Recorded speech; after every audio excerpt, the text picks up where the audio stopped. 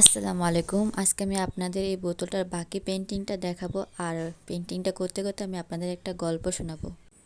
গল্পটা হচ্ছে একজন চিত্রশিল্পীর।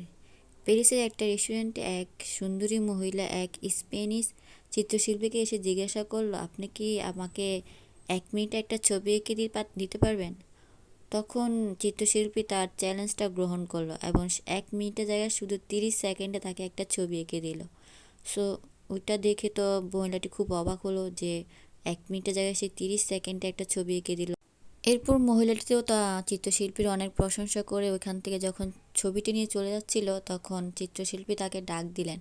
ডাক দিয়ে বললেন যে আপনি আমার যে চিত্রটা এঁকে দিয়েছে ওটার জন্য আপনাকে আমার পেমেন্ট করতে হবে। এরপর মহিলাটি জিজ্ঞাসা করলেন, আচ্ছা ঠিক আছে, আপনার এই চিত্রের দাম কত? তখন চিত্রশিল্পী যখন ওই ছবিটির দাম চাইলেন, তখন মহিলার কাছে মনে হলো এটা স্বাভাবিকের থেকে একটু বেশি। তো মহিলাটি অনেক অবাক হলেন এবং জিজ্ঞাসা করলেন, মাত্র 30 সেকেন্ডের ছবির জন্য আপনি আমার কাছ থেকে এত টাকা কেন চাচ্ছেন?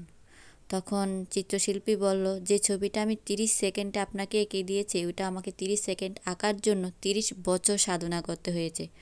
তো আমার ওই সময়ের মূল্যটা কে দিবে?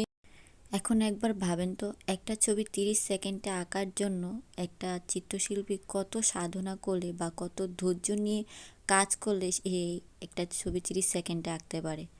এটাই হচ্ছে একজন শিল্পীর গুণ বা ধৈর্য, বা বলতে পারেন তার একটা পরীক্ষা।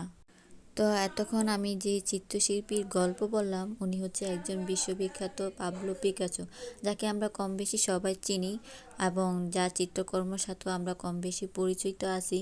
আর ওনার এই গল্প থেকে একটা জিনিস বোঝা যায় যে কিভাবে নিজের কাজকে মূল্যায়ন করতে হয়, নিজের কাজকে মূল্য দিতে হয়।